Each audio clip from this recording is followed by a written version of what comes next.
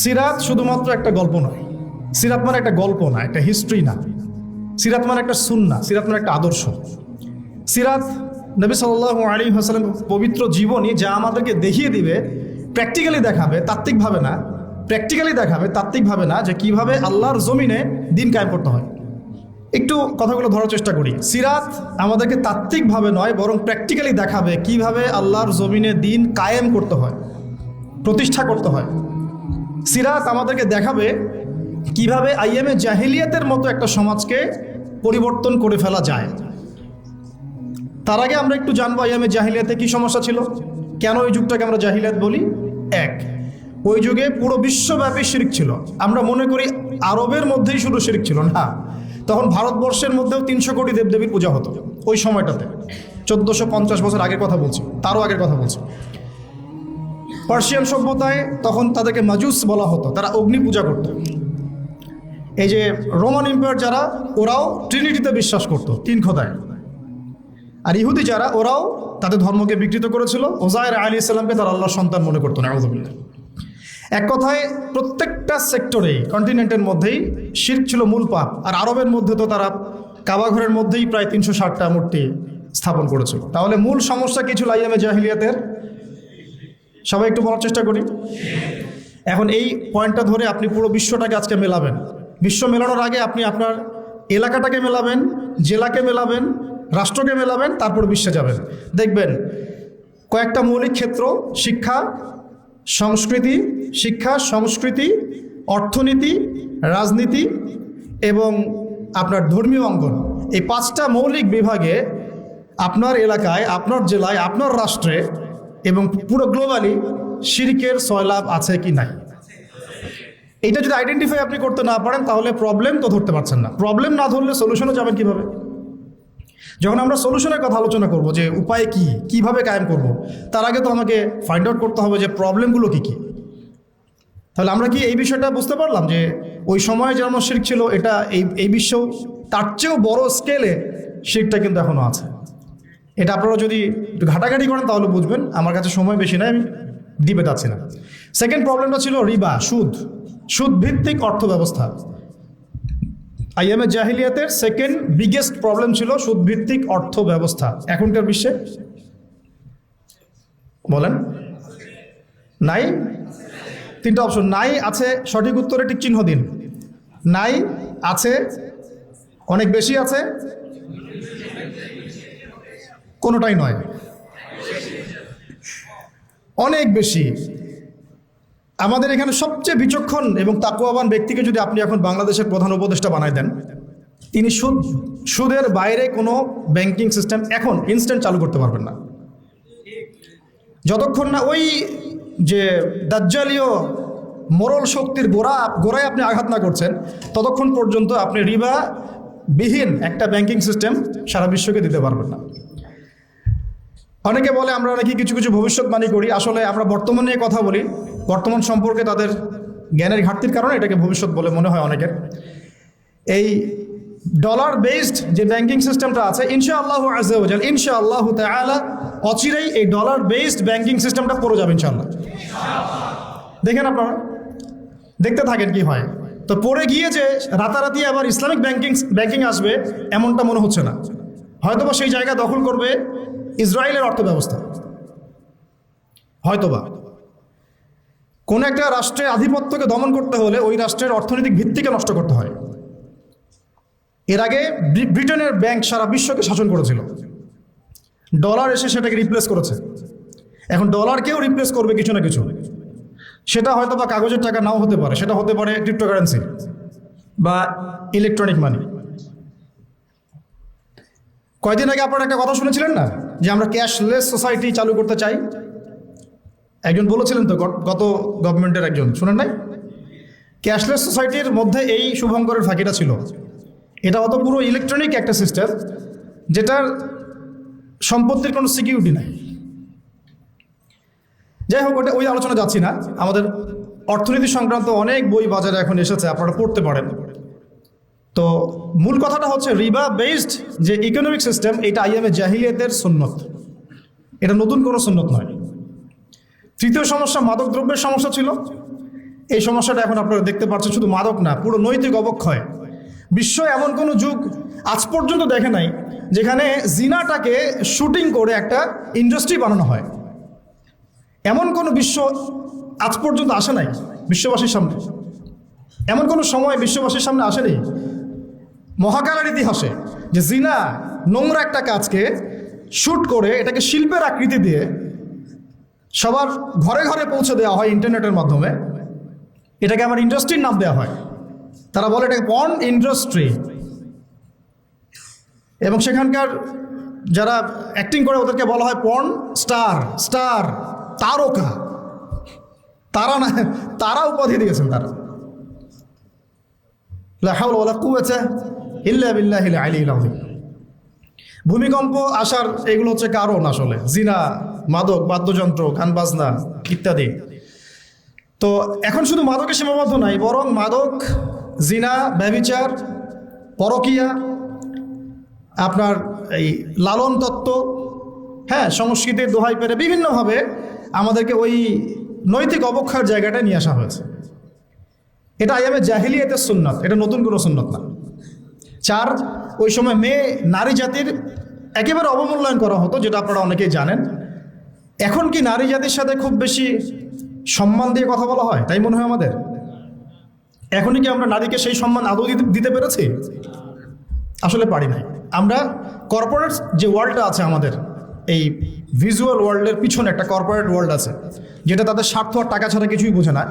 এই ওয়ার্ল্ডটা নারীকে সরাসরি পণ্য বানিয়েছে, সরাসরি পণ্য, ভোগের পণ্য।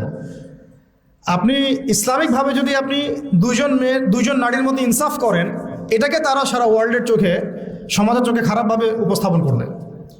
কিন্তু আপনি যদি ভিতরে ভিতরে নাউযুবিল্লাহ 8টা-10টা মেয়ের সাথে নোংরা সম্পর্ক করেন, তারা এটাকে প্রমোট করবে এবং এগুলোকে তারা বলবে কাছে আসার গল্প। কথাগুলো কি একটু ভারী হয়ে যাচ্ছে না, বোঝা যাচ্ছে?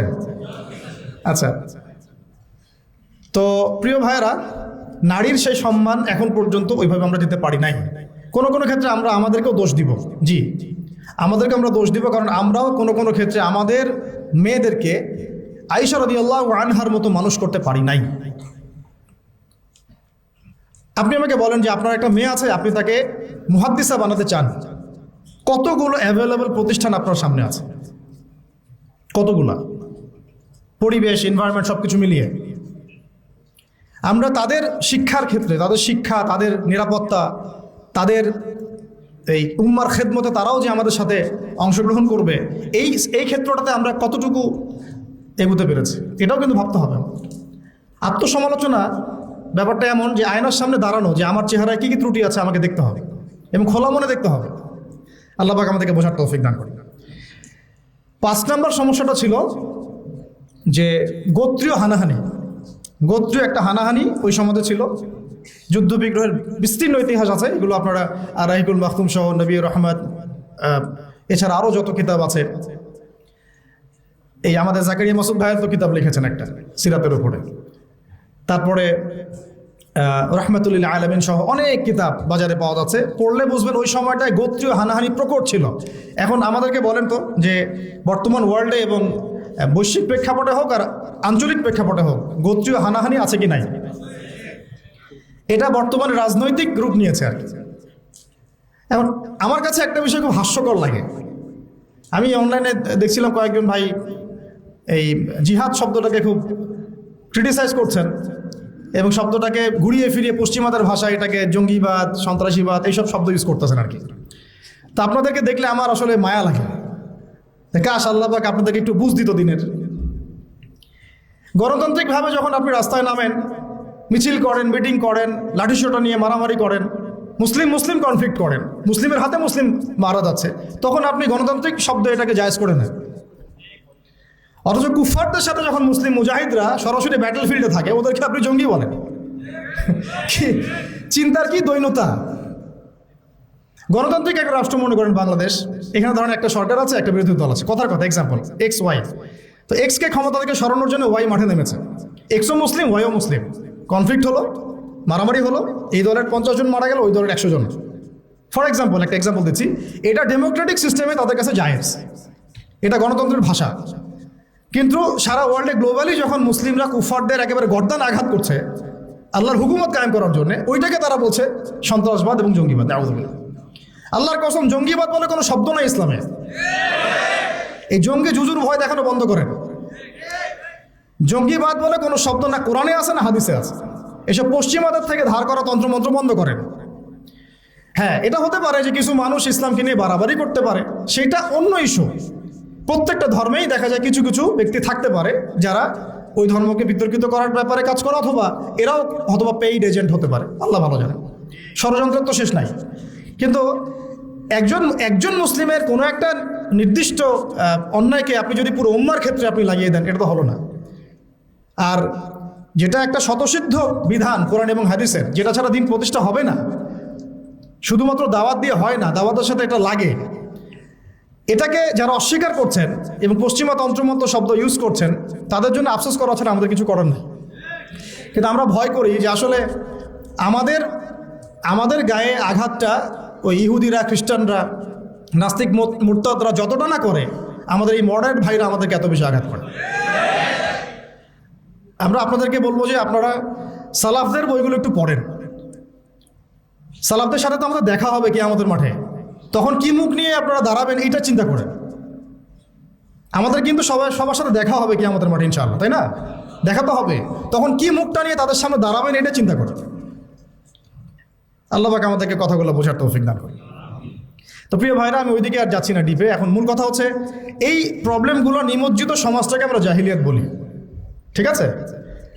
তো আমাকে এখন বলেন যে এই জাহিলিয়াতের এই সমাজটা 23 বছরের ব্যবধানে দূর হয়েছে কি হয় না? আলোকিত হয়েছে কি হয় নাই?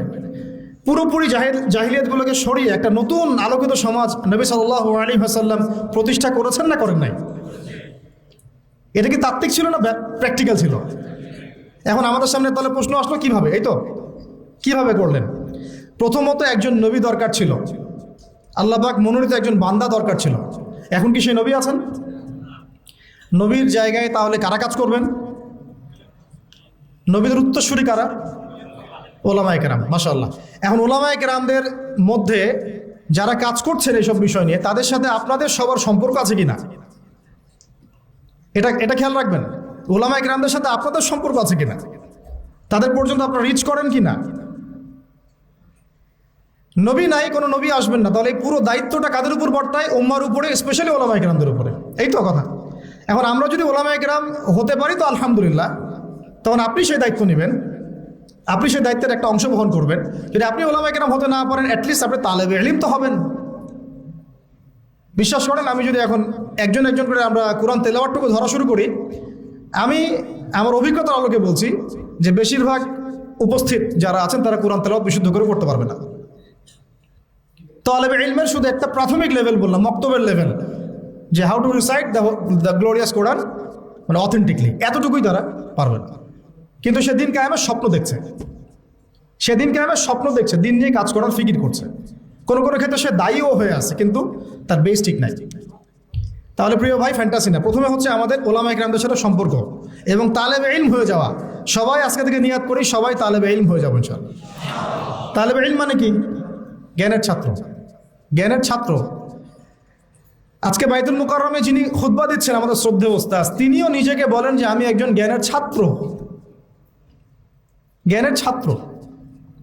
বই হারিয়ে গেলে, কোন একটা বই হারিয়ে গেলে 2 রাকাত নামাজ পড়ে কান্নাকাটি করে আল্লাহ পাকের কাছে বলেন যে আল্লাহ আমার বইটা হারাই গেছে, বাচ্চাদের মতো কান্নাকাটি করেন। তালেবে ইলম। তো আমরা কি সেই তালেবে ইলম হতে পারছি?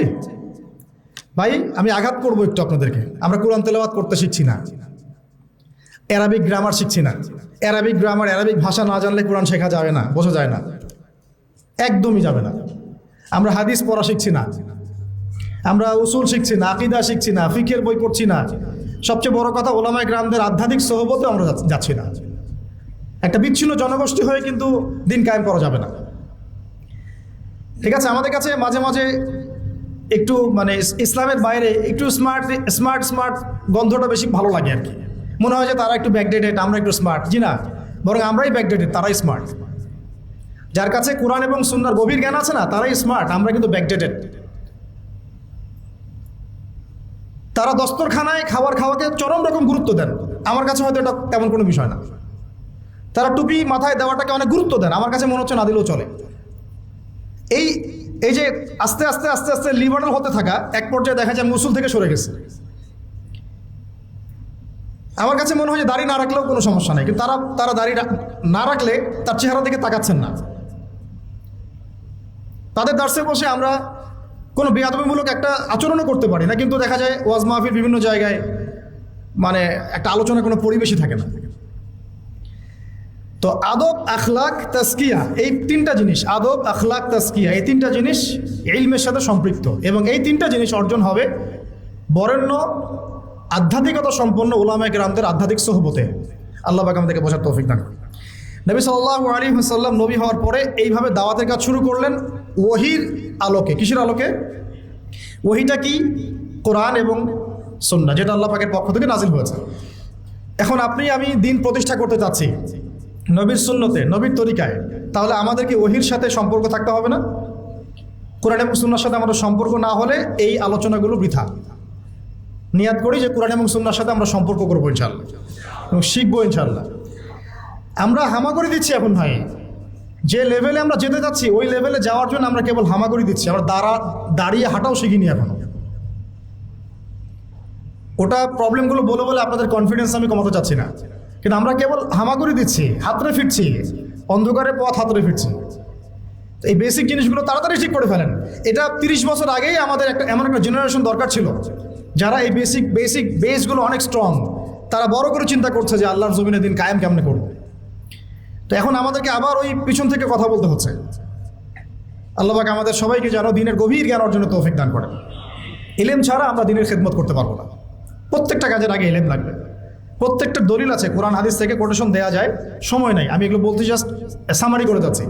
এবং সেই ওহীর জ্ঞানটা নবী সাল্লাল্লাহু আলাইহি ওয়াসাল্লাম নিজে সবার আগে নিজে আমল করে দেখিয়েছেন। পয়েন্ট নোট আউট করেন, ওহীর জ্ঞানটা নবী সাল্লাল্লাহু আলাইহি ওয়াসাল্লাম সবার আগে নিজে আমল করে দেখিয়েছেন।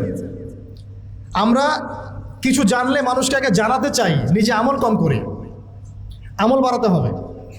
এবং তিনি মানুষ তৈরি করেছেন, পয়েন্ট নোট করেন, তিনি মানুষ তৈরি করেছেন, সাহাবীদেরকে তৈরি করেছেন তার আধ্যাত্মিক সোহবতে। সাহাবীরা তার কাছে গিয়ে পড়ে থাকতেন, তিনি শেখাতেন, তাদেরকে পরিশুদ্ধ করতেন এবং সাহাবীদের মধ্যে ঐক্য বজায় রাখতেন। তিনি সাহাবীদের প্রতি অনেক নরম ছিলেন। আমরা অনেক হার্শ, আমাদের মধ্যে হিংসা, বিদ্বেষ, গীবত, তহমত, পরশ্রী কাতরতা দিয়ে ভর্তি। মানুষ আমাদের কাছে আসলে দূরে সরে যায়।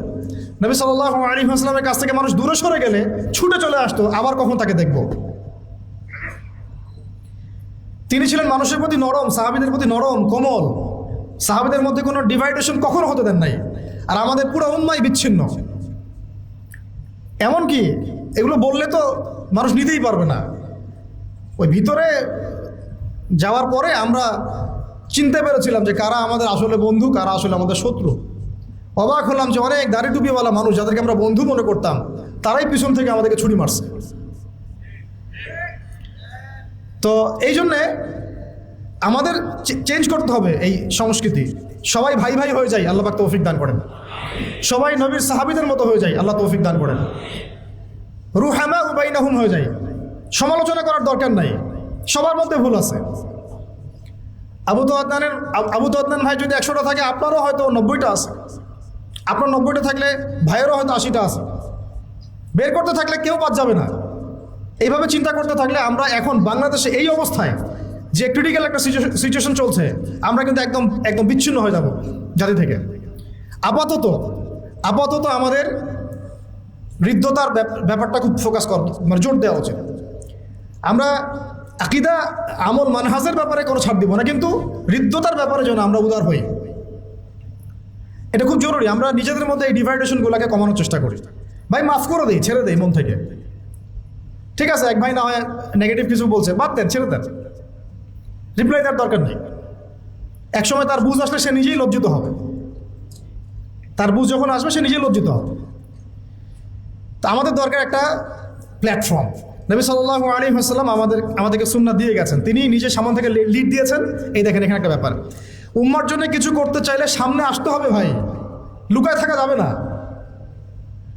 উম্মার জন্য কিছু করতে চাইলে আপনাকে সামনে আসতে হবে। আমাকে সামনে থেকে লিড করতে হবে উম্মাকে, কথা বলতে হবে। কোনো সাহাবী এগুলো থেকে বিচ্ছিন্ন হয়ে থাকেন নাই, সবাই সামন থেকে ইসলামের দাওয়াতের কাজটা করেছেন। কখনো কৌশল চেঞ্জ করেছেন, সেটা হতে পারে অন্য বিষয়, কখনো হিজরত করেছেন, কখনো সবর করেছেন, কখনো মার খেয়েছেন। বেশিরভাগ সাহাবী সামন থেকে উম্মাকে নেতৃত্ব দিয়েছেন, প্রয়োজনে মার খেয়েছেন। কাবা ঘরের মধ্যে আবু জেহেলদের মজলিসে গিয়ে আব্দুল্লাহ বিন মাসউদ রাদিয়াল্লাহু আনহু আর রহমান সূরা তেলাওয়াত করে শুনিয়েছেন। বেলাল, সুমাইয়া রাদিয়াল্লাহু আনহুম আজমাইন, তাদের নির্যাতনের ঘটনা আপনারা জানেন। তারা পালিয়ে যান নাই সমাজ থেকে, তারা ওই সমাজের থেকেই কাজ করার চেষ্টা করেছেন। তা আমাদেরকে পালিয়ে যাওয়া যাবে না। এখানেই যেহেতু আমরা জন্ম নিয়েছি, এখানে হয়তো আমাদেরকে মরতে হবে, এখানেই আমাদের লড়াইটা কিন্তু এখানেই। সবাই কিন্তু সব জায়গায় চলে যেতে পারবেন না, সবার সেই সুযোগ হবে না। অতএব মূল পয়েন্টগুলোতে আমরা ফোকাস করি। ওহীভিত্তিক সমাজ গড়া, ওহীর চর্চা করা, ওহীকে বুকে ধারণ করে ওই ইলমটাকে অর্জন করা, উলামায়ে কেরামের সোহবতে থাকা এবং নিজেদের মতো ঐক্য বজায় রাখা। এরপরে আসি, কয় মিনিট আছে আমার? দেখো তো কটা বাজে? 45। আচ্ছা, 1:30 জামাত, আমরা একটাই শেষ করে দেবো ইনশাল্লাহ, ঠিক আছে? ওকে, ইনশাল্লাহ হয়ে যাবে 15 মিনিটে। শুনেন, এই কয়েকটা পয়েন্ট তো বুঝে আসছে। এখন আমি একটু সামারি করে দেই। প্রথম 3 বছর, প্রথম কত বছর? প্রথম 3 বছর নবী সাল্লাল্লাহু আলাইহি ওয়াসাল্লাম কিন্তু গোপনে গোপনে দাওয়াত দিয়েছেন। দেখেন, ইন্ডিভিজুয়াল দাওয়াটা অনেক জরুরি। তিনি মানুষ তৈরি করেছেন, এবং এই 3 বছরে কারা তৈরি হয়েছেন জানেন? আবু বকর রাদিয়াল্লাহু আনহু, উসমান বিন আফফান, সাদ বিন আবি ওয়াক্কাস, আব্দুর রহমান বিন আউফ, তারপরে আপনার বেলাল বিন রাবাহ, আব্দুল্লাহ বিন মাসউদ, আয়েশা রাদিয়াল্লাহু খাদিজা রাদিয়াল্লাহু আনহা, আলী ইবনে আবি তালেব, যায়েদ ইবনে হারেসা, জাফর ইবনে আবি তালেব। মানে যে সাহাবীরা পরবর্তীতে বদর, উহুদ, খন্দক, খায়বার কাঁপিয়ে দিয়েছেন, ওই সাহাবীরা তৈরি হয়েছেন প্রথম 3 বছরে। সুবহানাল্লাহ। এই জন্য বলে যে প্রথম দিকের সাথীরাই কিন্তু প্রকৃত সাথী, তাই না বিষয়টা? পরে যখন দেখবেন যে আমাদের অবস্থা ভালো, আমাদের কিছু ভাই যদি 40-50টা আসন পেয়ে যায় সামনে আর কি, তখন দেখবেন যে অনেকেই তাদের কাছে যাওয়া শুরু করবে, তাই না বিষয়টা? এবং তারা মনে করবে যে আমরা তো দিন কায়েম করে ফেলছি। দেখেন, দিন কায়েম হবে তখনই যখন আল্লাহ পাকের যে কোরআন সুন্নাহ ভিত্তিক যে ওহীর বিধানটা, এই বিধানটা যখন আল্লাহর জমিনে প্রতিষ্ঠিত হবে, তখনই কেবলমাত্র দিন কায়েম হবে। তার আগ পর্যন্ত হ্যাঁ, আপনি বলতে পারেন যে হ্যাঁ, আমি আগের চেয়ে একটু ভালো আছি। আগের চেয়ে একটু ভালো থাকলেও অসুবিধার কিছু নাই, যদি ওইটা দিয়ে ইসলামের কিছু খেদমত করতে পারেন তাও ভালো। কিন্তু আপনার টার্গেটটা থাকতে হবে পরিপূর্ণ শরিয়া কায়েম করা। কিন্তু টার্গেট তো আমাদের আছে একটা, এই টার্গেট তো হুট করে অ্যাচিভ করা যাবে না। তো আয়না করে পড়ে থাকার চেয়ে তো কমপক্ষে সামনে দাঁড়ায় কথা বলাটা ভালো, নাকি রফিক ভাই, কি বলেন? অ্যাটলিস্ট এটা ভালো না? তো যদি একজন আমাকে ধরে আয়না ঘরে ঢুকে রাখলো, আরেকজন ধরেন বের করে এসে বললো ঠিক আছে আপনি কথা বলেন, সমস্যা নেই, তো আমি তো এই সুযোগটা নিব, অ্যাটলিস্ট নিব না? তো এই জন্য আমরা দাওয়াতের মাঠ রেডি করতে থাকবো। আমাদেরকে একটু বিচক্ষণ হতে হবে সবসময়, মানে একবারে ছাড় না দেওয়ার মানসিকতা, এটা থেকে একটু বের হয়ে আমাদের মনে হয় যে একটু ডিপ্লোম্যাটিক হওয়া উচিত, উসুল ঠিক রেখে, উসুল জায়গা ঠিক রেখে। এই যেহেতু আমরা ওলামায়ে কেরামদের সাথে মাশওয়ারা করবো, তা সেক্ষেত্রে আমাদের উসুল থেকে সরে যাওয়ার কোনো সুযোগ নাই ইনশাআল্লাহ। মাশওয়ারা ভিত্তিক আমরা আগাবো ইনশাআল্লাহ। তো এখন 3 বছরের গোপন দাওয়াতের পরে যখন প্রকাশ্যে দাওয়াত শুরু হলো, তখন মারাত্মক রকমের নির্যাতন নেমে আসলো। ওই নির্যাতনের সময় কিন্তু নবী সাল্লাল্লাহু আলাইহি ওয়াসাল্লাম সাহাবীদেরকে অস্ত্র দিয়ে প্রতিবাদ করতে বলেন নাই, বরং সবর করতে বলেছেন। এই সবরের পিরিয়ডটা কিন্তু আমরা পার করে আসছি। সবর করিনি আমরা বিগত 15-20 বছর, 25-30 বছর। আমাদেরকে যেভাবে সবাইকে নির্যাতন করা হয়েছে, প্রত্যেকটা সংগঠনের নাম ধরে ধরে বলা যাবে, ব্যক্তির নাম ধরে ধরে বলা যাবে, তাদের মধ্যে কেউ একজনকে আপনি দেখান যে সে অস্ত্র হাতে বের হয়েছিল, দেখান অস্ত্র হাতে নিয়ে বের হয়েছিল সরকারের বিরুদ্ধে বিদ্রোহ করার জন্য? কোনো মুসলিম অ্যাসোসিয়েশন, কেউই বের হয় নাই। তাহলে আপনারা পশ্চিমাদের শেখানো শব্দটাকে কিভাবে আমাদের সাথে জুড়ে দিচ্ছেন? যদি ওই রকমই কোনো আচরণ কেউ করতোই, তাহলে আপনারা কি আদৌ থাকতে পারতেন বাংলাদেশে? কত আগেই তো আপনাদের কাম খালাস হয়ে যেত। কিন্তু সবাই সবর করেছে, মাইর খেয়েছে, কেউ 10 বছর, 12 বছর, 8 বছর, 5 বছর, কেউ 3 বার, 4 বার, 5 বার করে, কত কিছু হয়েছে আপনারা তো জানেনই না। আমি শুধু একটা কথা বলি, শুনেন, চায়ের কাপে আর ফেসবুকে ঝড় তোলার চাইতে, চায়ের কাপে আর ফেসবুকে এইসব আলোচনার ঝড় তোলা আর এই যে আয়নাঘরের একটা রিমান্ড, এটাকে আপনি 1000 কোটি গুণ দিয়েও আপনি হিসাব করতে পারবেন। ওই চায়ের কাপে ফেসবুকে এগুলো নিয়ে তর্ক বিতর্ক আর ঝড় তোলা অনেক সহজ। আর যারা ওইসব জায়গা ফেস করে আসছে তাদের যে ত্যাগ, স্যাক্রিফাইস এবং তাদের সবর, ইস্তেকামা, ইমান, তাদের জীবনের জজবা, এটার সামনে দাঁড়াই দিয়ে পারবেন না আপনারা। আমাদের অনেক বোনকে আমরা জানি এরকম অবস্থার সম্মুখীন হয়েছে। বোন, ছেলে তো বাদ, বোন। তো আমরা দোয়া করি আল্লাহ পাক এই সমস্ত মানুষের ত্যাগ, কোরবানিগুলোকে কবুল করেন। এই কোরবানিগুলোর ফলশ্রুতিতে তাদের চোখের পানি, তাদের তাহাজ্জুদ, তাদের দোয়া, তাদের এই যে আধ্যাত্মিকত্ব, আল্লাহকে ডাকা, এগুলোর বদৌলতে আজকের দিন পেয়েছি আমরা। এটা একদিনের শুধু রেভলিউশন এটা হয় নাই। যারা এখন ক্রেডিট নেওয়ার প্রতিযোগিতায় ব্যস্ত আছেন, এটা ভুল করতেছেন আপনারা, এটা ঠিক হচ্ছে না। এখানে ক্রেডিট পাওয়ার যোগ্য সে প্রত্যেকটা আল্লাহর বান্দা যে এখানে হকের উপর ছিল, যার উপর নির্যাতন হয়েছে, চোখের পানি ফেলেছে, সেজদায় আল্লাহর কাছে কান্নাকাটি করেছে, দোয়া করেছে। আমাদের মা বোনরা ঘুমায় নাই, রাতের পর রাত জেগেছিল, রাস্তাঘাটে দৌড়াদৌড়ি করে বেরিয়েছে, কেউ একটা ইন্টারভিউ পর্যন্ত নিতে চায় নাই। কিন্তু যখন ব্যাপারটা গ্লোবাল হয়ে গেছে তখন সব মিডিয়ার সামনে হাজির। এই জন্য আমরা আপনাদেরকে বিশ্বাস করি না, আপনারা সুবিধাবাদী। যখন যেদিকে হাওয়া তখন সেই দিকে দৌড় দেন। আমার নিজের ওয়াইফের কথাই বলতেছি, ডোর টু ডোর ঘুরে বেড়াইছে একটা ইন্টারভিউ নেওয়ার জন্য, যে উনি কোথায় গেল, হঠাৎ করে নাই হয়ে গেল কীভাবে, কেউই কথা বলতে রাজি হয় নাই। এর আরও অনেক ভাই আছে যারা এগুলো শিকার, তারাও জানে এগুলো, সবার সাথে এগুলো হয়েছে। কিন্তু যখন আবার এটা আল্লাহ পাক ঘুরাই দিয়েছেন অবস্থাটা, তখন আবার বাড়ির সামনে হাজির। তাহলে কাদেরকে বিশ্বাস করবেন আপনি? এই জন্য বলি যে যাদের উসুল, আকিদা, মানহাজে যারা স্ট্রং না, তাদেরকে বিশ্বাস করার আগে 10 বার 20 বার চিন্তা করতে হবে। দেখেন, নবী সাল্লাল্লাহু আলাইহি ওয়াসাল্লাম ইহুদিদের সাথে চুক্তি করেছিলেন না? তারপরে রোমানদেরকে চিঠি পাঠিয়েছেন না? মুশরিকদের সাথেও সন্ধি হয়েছে না? সব কিছু হয়েছে, সন্ধি হয়েছে, পররাষ্ট্রনীতি হয়েছে, চুক্তি হয়েছে, যুদ্ধ হয়েছে। তিনি কিন্তু উসুল এবং আদর্শের জায়গায় কারোর সাথে যাররা পরিমাণ ছাড় দেন নাই। ছাড় দিয়েছেন? তাই আমরা যেন এই সুন্নতটাকে ধরে রাখার চেষ্টা করি। আল্লাহ পাক তৌফিক দান করেন। এখন সংক্ষিপ্ত করে শেষ করে দিচ্ছি।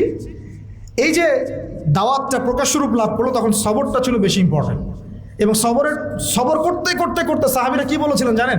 ইয়া রাসূলুল্লাহ সাল্লাল্লাহু আলাইহি ওয়াসাল্লাম, আপনি একটু বদদোয়া করেন না এদের জন্যে, আমরা তো পারছি না। নবীজি বলেছেন যে তোমরা জেনে রাখো, এই দিন একদম মাশরিক থেকে মাগরিব পর্যন্ত পৌঁছে যাবে, একটা কাঁচা বাড়ি, একটা পাকা বাড়ি বাদ থাকবে না যেখানে আল্লাহ পাক কালিমাকে প্রবেশ করাবেন না ইনশাআল্লাহ। ওয়ালাকিন্নাকুম তাস্তাজিলুন, কিন্তু তোমরা খুব তাড়াহুড়া করছো। ঠিক আছে, তোমরা এখন আবিসিনিয়ায় চলে যাও।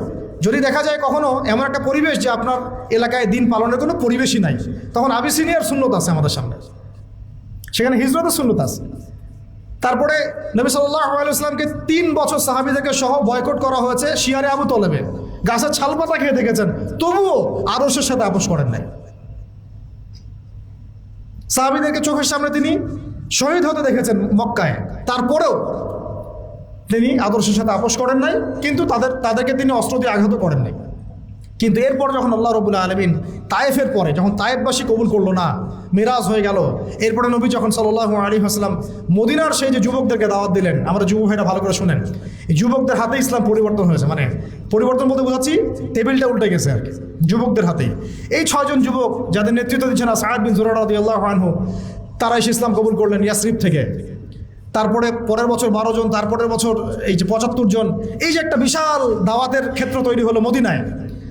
একজন দায়ীর মেহনত ছিল এখানে, তার নাম মুসআব বিন উমাইর রাদিয়াল্লাহু আনহু, মনে আছে না আপনাদের? তো এই যে মাঠটা তৈরি হলো, যে মাঠ তৈরি করা, তারপরে নবী করিম সাল্লাল্লাহু আলাইহি ওয়াসাল্লামকে তারা বললেন যে আপনি আপনার সাহাবীদেরকে নিয়ে চলে আসেন আমাদের এখানে। আল্লাহ পাকও সেটা ইরাদা করলেন, নবী সাল্লাল্লাহু আলাইহি ওয়াসাল্লাম সাহাবীদেরকে নিয়ে চলে গেলেন। এই মদিনা হলো প্রথম ইসলামিক স্টেট। প্রথম ইসলামিক স্টেট কিন্তু মক্কা নয়, বরং মদিনা। সেখানে নবী সাল্লাল্লাহু আলাইহি ওয়াসাল্লাম গিয়ে তিনি শুধু এখন নবী নন, বরং তিনি এখন রাষ্ট্রপ্রধানও বটে। আমরা কি এই পর্যায় পর্যন্ত যেতে পেরেছি কিনা বলেন? আমরা কি এখন পর্যন্ত কোনো মদিনা রাষ্ট্র কায়েম করতে পেরেছি কিনা? আমাদের এই দেশটাতেও হোক অথবা অন্য কোনো রাষ্ট্রের দাওয়াতের মাধ্যমে হোক, পেরেছি? তার মানে আমরা এখন এই জায়গা পর্যন্ত যেতে পারি নাই। তাহলে মক্কা বিজয়ের সব আপনি দেখছেন কিভাবে, আর গণক্ষমা কিভাবে করছেন। আমরা তো মদিনা রাষ্ট্র পাইনি এখনো। আমরা কি মদিনা রাষ্ট্র কায়েম করতে পেরেছি? বা অন্য কোনো রাষ্ট্রের দাওয়াতের কাজের মধ্য দিয়ে ওইখানে মাঠ তৈরি করতে পেরেছি যে আমরা হিজরত করে চলে যাবো, ওখানে রাষ্ট্র কায়েম হবে? কোনোটাই তো হয় নাই। তাহলে আমরা এই পর্যায়ে পর্যন্ত এখনো যেতে পারি নাই, অথচ আমরা মক্কা বিজয়ের ভাইব নিয়ে ঘুরে বেড়াচ্ছি। কি একটা অবস্থা! আল্লাহ পাক আমাদেরকে বোঝার তৌফিক দান। আমি এই জন্য বলি যে কোরআন এবং সুন্নাহকে বুঝতে হলেও সিরাত লাগবে আপনার। সিরাত ছাড়া কোরআন সুন্নাহকে বোঝা যায় না। সুবহানাল্লাহ। আর আমার বিশ্বাস যে সিরাতের উপর যারা বেশি চর্চা করবে, পড়বে, ইনশাআল্লাহ আল্লাহ চাইলে তারা নবীকে স্বপ্ন দেখতে পারে। মানে আমার মন বলে এটা কোনো দলিল ভিত্তিক কথা বললাম না। অনেক ওলামা এখানে বলেছেন আমাদেরকে।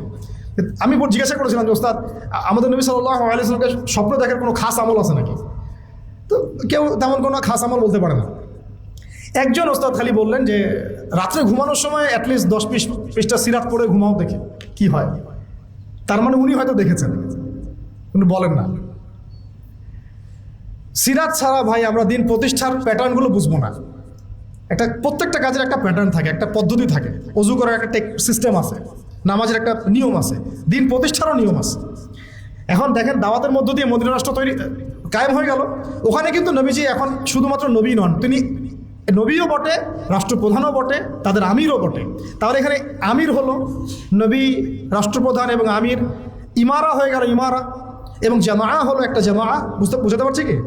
জামাত ইসলাম না রে ভাই, এটা আবার জামা মানে একটা কি বলবো ভাই, হ্যাঁ, ঐক্যবদ্ধ একটা প্ল্যাটফর্ম। এবং দেখেন একজন আমির কিন্তু আবার আলাদা আলাদা না, একজন আমির, এই একটা জামা, এবং সবাই হচ্ছে মামুর মানে যারা আমিরকে ফলো করে।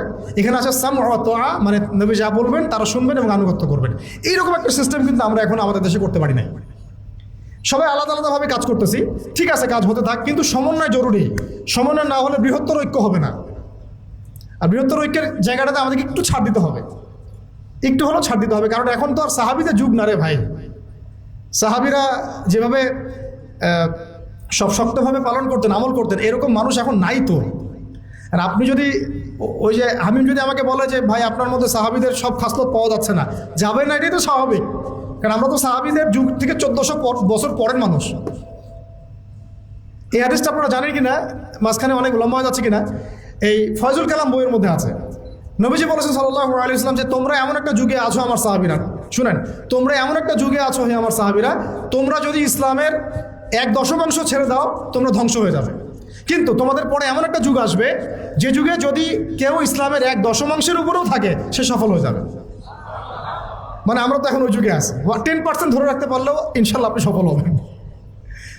তো এরপরে মদিনা রাষ্ট্র কায়েম হলো। দেখেন রাষ্ট্র কায়েম করার পরে কাজ কি, এবার আমাদের দায়িত্বশীল যারা এখন আছেন প্রেজেন্ট তাদেরকে একটু বোঝান একটু। রাষ্ট্র পাওয়ার পরে কাজ কি, নবীজি কি করেছেন রাষ্ট্র পাওয়ার পরে? আগে তিনি মসজিদে নববী নির্মাণ করেছেন। তার মানে মসজিদে নববী ছিল শুধুমাত্র ইবাদতের জায়গা নয়, সেখানে দাওয়াতের কাজ হতো, সেখান থেকে সব ডিসিশন মেকিং হতো। এবং এরপরে তিনি আনসার আর মুহাজিরদের মধ্যে ভ্রাতৃত্বের বন্ধন স্থাপন করলেন। রাষ্ট্রীয় ক্ষমতা পাইলে আমাদের কাজ কি?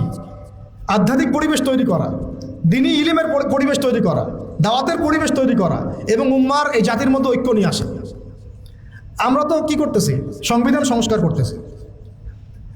এটা আমাদের এখন এজেন্ডা, তাই না? এই পলিসিতে, যে পলিসিতে আপনারা আগাচ্ছেন, এই পলিসিতে যদি সংবিধানকে 10-12 সংশোধন করেন, আপনারা এটাকে ইসলামী সংবিধান তো বানাবেন না। বানাবেন? সহজ কথা বলেন, কখনোই বানাবেন না। তাহলে মদের বোতল খালি চেঞ্জ করতেছেন, এই তো, আর তো কিছু না। তাহলে মূল কাজটা কিন্তু আমাদের এখন করা দরকার ছিল, জাতিগত ঐক্য নিয়ে আসা। জাতিগত ঐক্যটা খুব জরুরি ছিল। সবাইকে নিয়ে বসা, ওলামা ইকরামদেরকে প্রাধান্য দেওয়া, তাদের কাছে যাওয়া, তাদের সোহবতে যাওয়া, পরামর্শ নেওয়া, মাশওয়ারা করা, এবং মসজিদগুলোকে আবাদ করে দেওয়া। এর ভিত্তিতে কি করা? দ্বীনের ইলমের দাওয়াতটা ছড়ানো, প্রকৃত ইসলামের দাওয়াতটা ছড়ানো, এটা ছিল কাজ। এর সাথে নবী সাল্লাল্লাহু আলাইহি ওয়াসাল্লাম কি করেছেন? ভ্রাতৃত্বের বন্ধন স্থাপন করেছেন, সামরিক বাহিনী শক্তিশালী করেছেন। দেশটা এখন নাজুক অবস্থায়, সামরিক বাহিনীগুলোকে খুব শক্তিশালী করা দরকার ছিল এখন। তারপরে তিনি ওই সময় সারিয়া অভিযানগুলো শুরু করলেন, দেশের নিরাপত্তার স্বার্থে সারিয়া অভিযানগুলো শুরু করলেন। সারিয়া আর গাজওয়া এক না, কিন্তু সারিয়া মানে যেখানে নবী সাল্লাল্লাহু আলাইহি ওয়াসাল্লাম নিজে যান নাই, অন্য সাহাবীকে আমির করে পাঠিয়েছেন। গাজওয়াও হচ্ছিল, এবং অর্থনৈতিক ভিত্তিটা তারা শক্ত করলেন। মদিনা রাষ্ট্র পাওয়ার পর তারা কি করলেন দেখেন, আধ্যাত্মিক বিষয়টার দিকে খেয়াল করলেন, মসজিদ নির্মাণ করলেন, ভ্রাতৃত্বের বন্ধন স্থাপন করলেন, অর্থনৈতিক ভিত্তি শক্ত করলেন, সারিয়া অভিযানগুলো চালানো শুরু করলেন, পররাষ্ট্রনীতি অ্যাপ্লাই করলেন, এবং ওই দেশের অভ্যন্তরে যে অমুসলিমরা ছিল, যেমন ইহুদি বা অন্য যারা, তাদের সাথে একটা কিন্তু চুক্তি হলো, সনদ হলো। তো আমাদের এই কাজগুলো কিন্তু সব পারফেক্টলি হয় নাই বা হচ্ছে না। এরপরে আস্তে আস্তে আবু সুফিয়ানের কাফেলাকে আক্রমণ করাকে কেন্দ্র করে বদরের যুদ্ধ হয়ে গেল। তো এই যে বদরের যুদ্ধ হলো, এখান থেকে আর আমরা পিছনের দিকে ফিরে তাকাই নাই কখনো। তখন এখানে দেখেন সিরাত থেকে শুধু দাওয়াতের মধ্য দিয়ে কিন্তু মক্কা বিজয় পর্যন্ত আসে নাই। বদর আমাদেরকে চোখে আঙ্গুল দিয়ে দেখাই দিচ্ছে বদর যে শুধুমাত্র দাওয়াতের ভিত্তিতে কিন্তু মক্কা বিজয় পর্যন্ত সিরাত আসে নাই। এই বদরের সিঁড়িগুলো পার হতে হয়েছে। বদরের পরে উহুদ, তারপরে খন্দক, তারপরে আপনার ওই যে হুদাইবিয়া, আরও কত যুদ্ধ হয়েছে মাঝখানে। হুদাইবিয়া সন্ধির আগেও হয়েছে, পরেও হয়েছে, তারপরে খাইবার, হ্যাঁ, তারপরে তাবুক, তায়েফ, হুনাইন, কতগুলো। এই সিঁড়িগুলো পার হয়ে হয়ে হয়ে শেষ পর্যন্ত গিয়ে মক্কা বিজয়টা হয়েছে। তাহলে আমরা একদম স্পষ্ট বুঝতে পারলাম শুধুমাত্র দাওয়াতের ভিত্তিতে মক্কা বিজয়টা হয় না। আল্লাহ পুরো জাজিরাত আরবের মধ্যে ইসলামটা শুধু দাওয়াতের ভিত্তিতে প্রতিষ্ঠা হয়নি। এর সাথে লেগেছে ইলমের চর্চা, বেশি বেশি আমল, হালাল খাওয়া, তাস্কি অর্জন করা, নবীর সহবত, তারপরে হালাল ইকোনমি, হ্যাঁ, একটা রাষ্ট্রীয় ব্যবস্থা, পররাষ্ট্রনীতি, কখনো সন্ধি, কখনো কূটনৈতিক তৎপরতা, কখনো দাওয়াত, কখনো জিহাদ, সব কিছু মিলায় মক্কা বিজয় হয়েছে। তাহলে সিরাতের এই পুরো বিষয়টার কতটুকু অংশ আমরা আসলে বাস্তবায়ন করতে পারছি, এটা আমাদেরকে ভাবতে হবে। আপনারা সব ইন্টেলেকচুয়াল অডিয়েন্স, আপনারা এটা নিয়ে ভাববেন, ফিকির করবেন, নিজেরা পড়াশোনা করবেন, এবং আমাদের যদি কোনো ভুল হয় আমাদেরকে সংশোধন করে দিবেন ইনশাআল্লাহ। আল্লাহ পাক আমাদের সবাইকে সিরাতের সুন্নতে আল্লাহর জমিনে দিন কায়েমের তৌফিক দান করেন। আবারও দোয়া করি আল্লাহ পাক যেন সিরাতের সুন্নতে আল্লাহ পাক আমাদেরকে আল্লাহর জমিনে তার দিন কায়েম করার তৌফিক দান করেন। আল্লাহ পাক সেই রকম আমাদেরকে ইমারত দান করেন, আমি সেই রকম মামুর দান করেন, সেই রকম সামিআনা ওয়া আতা'নার মতো আমাদের মানসিকতা দান করেন। আল্লাহ পাক আমাদেরকে ওই ইলমগুলো অর্জন করার তৌফিক দান করেন, ইলমের সেই গভীরতা যাওয়ার তৌফিক দান করেন, বেশি বেশি আমল করার তৌফিক দান করেন, সাহাবীওয়ালা জিন্দেগি যাপন করার তৌফিক দান করেন, সাহাবীওয়ালা জিন্দেগি যাপন করার তৌফিক দান করেন। এবং ইসলামের জন্যে তারা যেভাবে তাদের জান, মাল, সময়, শ্রম উজাড় করে দিয়েছেন, ওইভাবে আমাদেরকেও দিনের জন্য কাজ করার তৌফিক দান করেন। সবচেয়ে বড় কথা, আল্লাহ পাক আমাদের সবাইকে যেন একটা বৃহত্তর ঐক্যের প্ল্যাটফর্ম দান করেন। আমরা আশাবাদী ইনশাল্লাহ, আমরা স্বপ্ন দেখব, স্বপ্নই আমাদেরকে ইনশাল্লাহ বাস্তবের রূপ দেখাবে এক সময় না এক সময়। অনেক ভালো কাজ হচ্ছে মাশাআল্লাহ, প্রত্যেকটা জেলায় জেলায় খুব ভালো কাজ হচ্ছে। আমি চাচ্ছি, মন থেকে আমার দোয়া এবং চাওয়া, সবগুলো কাজগুলোকে একটা সমন্বয় করা, অ্যাটলিস্ট আকিদা, আমল এবং মানহাজ, এই উসুলের মানদণ্ডে। বাকি কিছু বিষয় আমাদের মধ্যে ইখতিলাফ আছে, থাকবে, আমি জানি। কোনোদিনও আপনি বাংলাদেশের সবাইকে একটা জায়গায় আনতে পারবেন না, এটা ইম্পসিবল। অ্যাটলিস্ট তারপরেও একটা হৃদ্যতাপূর্ণ সম্পর্ক রাখা, দূরত্বগুলোকে কমায় নিয়ে আসা। শেষ করার আগে একদম লাস্ট 1 মিনিট আমি একটা কথা বলে শেষ করে দিব। একটা হাদিস খালি বলবো। নবী সাল্লাল্লাহু আলাইহি ওয়াসাল্লাম বলেন সাল্লাল্লাহু আলাইহি ওয়াসাল্লাম যে কাতার সোজা করো, মিলে মিলে দাঁড়াও, মাঝখানে দূরত্বগুলোকে বন্ধ করো, কাঁধে কাঁধ মিলে মিলে দাঁড়াও। তোমরা যদি এভাবে মিলে মিলে না দাঁড়াও, একে অপরের সাথে মিলে মিলে না দাঁড়াও, তাহলে আল্লাহ রাব্বুল আলামিন তোমাদের হৃদয়গুলোর মধ্যে দূরত্ব সৃষ্টি করে দেবে। আমাদের নামাজের কাতার ঠিক নাই, আমাদের হৃদয়ের অবস্থাও ঠিক নাই। আল্লাহ পাক আমাদেরকে নামাজের কাতারও যেমন সীসা ঢালা প্রাচীরের মতো করার তৌফিক দান করেন, আমাদের মনগুলোকে আল্লাহ পাক জুড়ে দেন।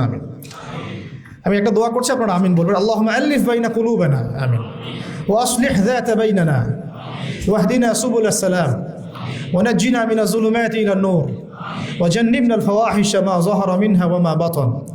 আল্লাহুম্মা বারিক লানা ফি আসমা'িনা ওয়া আবসারিনা ওয়া কুলুবিনা ওয়া আমালিনা ওয়া আজওয়াজিনা ওয়া যুররিয়াতিনা ওয়া তুব আলাইনা ইন্নাকা আনতাত তাওয়াবুর রহিম। اللهم ثبت أقدامنا وانصرنا على القوم الكافرين. اللهم لعن الكفرة الذين يصدون عن سبيلك ويكذبون رسلك ويقاتلون أولياءك. اللهم أنزل عليهم بأسك الذي لا ترده عن القوم المجرمين. آمين يا رب العالمين. اللهم صل وسلم على نبينا محمد وعلى آله وأصحابه أجمعين. أقول قولي هذا أستغفر الله لي ولكم ولسائر المسلمين. بارك الله لنا ولكم بالآية الحكيم.